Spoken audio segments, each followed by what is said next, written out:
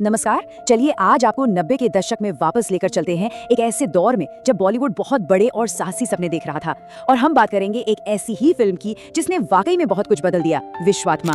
ये सिर्फ एक फिल्म की कहानी नहीं है, ये इस बात की कहानी है कि कैसे एक फिल्म एक लेजेंड बन गई।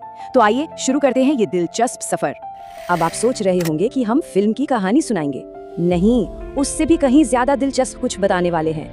हम ये जानेंगे कि कैसे केन्या के खूबसूरत नज़ारे, एक ज्योतिषी की अजीब सलाह और एक ऐसी धुन जो आज भी कानों में गूंजती है, इन सब ने मिलकर विश्वात्मा को सिर्फ एक फिल्म नहीं बल्कि एक यादगार विरासत बना दी। कभी सोचा है क्या होता है जब बॉलीवुड अपनी सरहदों को लांघकर दुनिया तक पहुंचने की हिम्मत करता है? विश्वात्मा बस इसी सवाल का एक जबरदस्त जवाब थी। ये सिर्फ एक और फिल्म बनाने की कोशिश नहीं थी, ये तो इंडियन सिनेमा को एक ग्लोबल स्टेज पर ले जाने का बहुत बड़ा और साहसी सपना था। तो इस बड़े सपने की शुरुआत आखिर हुई कहां से? एक ऐसी जगह से जहां पहले किसी भी भारतीय फिल्म का कैमरा नहीं पहुंचा था। त्रिदेव जैसी जबरदस्त हिट देने के बाद डायरेक्टर राजीव राय पर उम्मीदों का एक पहाड़ था। वो कुछ ऐसा करना चाहते थे जो पहले कभी हुआ ही न हो, और उनकी नजरें टिकी अफ्रीका के दिल यानी केन्या पर। देखिए, इतने बड़े सपने को सच करने के लिए सिर्फ हिम्मत ही नहीं, पैसा भी चाहिए होता है। और पैसा लगा, बहुत सारा पैसा। विश्वात्मा अपने जमाने की सबसे महंगी भारतीय फिल्म बन गई। ये सिर्फ एक फिल्म नहीं थी, ये एक बहुत बड़ा दाव था जो प्रोड्यूसर गुलशन राय और डायरेक्टर राजीव राय खेल रहे थे। फिल्म की शूटिंग सिर्फ केन्या में नहीं हुई, बल्कि ऐसा लगा जैसे केन्या की आत्मा को ही पर्दे पर उतार दिया गया हो। नैरोबी के चमचमाती डिस्को से लेकर मसाई मारा के विशाल खुले और जंगली मैदानों तक, हर एक लोकेशन ने फिल्म को एक ऐसी फ्रेशनेस और विजुअल अपील दी जो इंडियन ऑडियंस ने पहले कभी नहीं देखी थी। और बात सिर्फ दिखने की नहीं थी, बल्कि महसूस करने की भी थी। फिल्म को और ज्यादा असली टच देने के लिए डायलॉग्स में जाम्बो जैसे स्वाहिली शब्दों को भी शामिल किया गया। ये एक छोटी सी डिटेल थी, लेकिन इसने फिल्म के उस ग्लोबल एहसास को कई गुना बढ़ा दिया। तो ठीक है, एक शानदार लोकेशन तो मिल गई, लेकिन अब जरूरत थी उन सितारों की जो इस कहानी में जान डाल सकें। देखिए, एक मल्टी स्टारर फिल्म बनाना कभी भी आसान काम नहीं होता, और विश्वात्मा की कास्टिंग की कहानी तो खुद किसी फिल्मी कहानी से कम नहीं है। राजीव राय का प्लान एकदम सीधा था।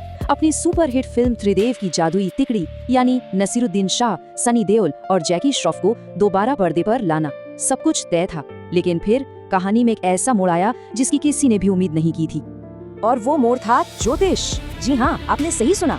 जैकी श्रॉफ के ज्योतिषी ने उन्हें 1 साल तक विदेश यात्रा करने से मना कर दिया, और बस इसी एक सलाह ने फिल्म की पूरी कास्टिंग ही बदल दी। जैकी श्रॉफ फिल्म से बाहर हो गए और उनकी जगह ले ली चंकी पांडे ने। कमाल है ना, कभी कभी बॉलीवुड में किस्मत सितारों से नहीं बल्कि सितारों की चाल से तय होती है। लोकेशन हो गई, कास्टिंग भी हो गई, लेकिन विश्वात्मा की असली जान तो बसी थी इसके संगीत में।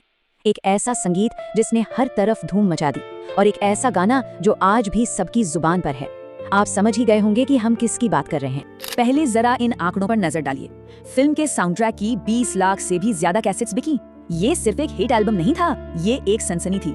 इसने ये साबित कर दिया कि फिल्म का म्यूजिक लोगों के दिलों में घर कर चुका है। और इस सनसनी का सेंटर पॉइंट था 7 समुंदर पार। विजू शाह की धुन जो पेट शॉप बॉयज के गाने हार्ट से इंस्पायर्ड थी, और उस पर दिव्या भारती का वो जादुई अंदाज, इन सब ने मिलकर एक ऐसा गाना बना दिया जो हमेशा के लिए अमर हो गया। और हाँ, इसे नैरोबी के उसी मशहूर बबल्स डिस्को में शूट किया गया था, जिसने गाने में और भी 4 चांद लगा दिए। अब जाहिर सी बात है, जब संगीत इतना बड़ा हिट हो तो फिल्म का चलना तो लगभग तय ही होता है। विश्वात्मा ने न सिर्फ लोगों के दिल जीते बल्कि बॉक्स ऑफिस पर भी पैसों की बारिश कर दी।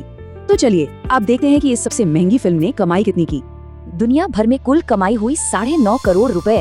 आज ये रकम शायद छोटी लगे, लेकिन 1992 में ये एक बहुत बड़ी कामयाबी थी। मतलब निर्माताओं का वो बड़ा दाव, वो साहसी सपना पूरी तरह से कामयाब हो गया था। इस सफलता को और बेहतर ढंग से समझने के लिए ये जानना जरूरी है कि विश्वात्मा उस साल की 6ठी सबसे ज्यादा कमाई करने वाली फिल्म थी। इसने ये साबित कर दिया कि दर्शक कुछ नया, कुछ अलग और कुछ साहसी देखने के लिए पूरी तरह से तैयार थे। लेकिन पैसों और संगीत से भी बढ़कर विश्वात्मा ने बॉलीवुड को एक ऐसा तोहफा दिया जिसे आज भी याद किया जाता है, एक नया चमकता हुआ सितारा। ये फिल्म थी दिव्या भारती का हिंदी सिनेमा में एक धमाकेदार डेब्यू। और क्या कमाल की शुरुआत थी वो। ये फिल्म उनके लिए एक परफेक्ट लॉन्च पैड साबित हुई। सिर्फ एक गाने 7 समुंदर ने उन्हें रातों रात पूरे देश की धड़कन बना दिया। और यहीं से दिव्या भारती के उस छोटे लेकिन बेहद शानदार सफर की शुरुआत हुई, जिसने उन्हें हमेशा हमेशा के लिए अमर कर दिया। तो आखिर में सवाल यही उठता है, विश्वात्मा की असली विरासत क्या है? ये सिर्फ एक एक्शन फिल्म नहीं थी, ये हिम्मत की कहानी थी जिसने बॉलीवुड को दुनिया के नक्शे पर ला खड़ा किया। इसने हमें एक ऐसा गाना दिया जो कभी पुराना नहीं होता, और एक ऐसी स्टार दी जिसे हम कभी भूल नहीं पाएंगे। शायद यही एक फिल्म की असली कामयाबी होती है कि उसकी अपनी कहानी खत्म होने के बाद भी उससे जुड़ी भी कहानियां हमेशा जिंदा रहती हैं।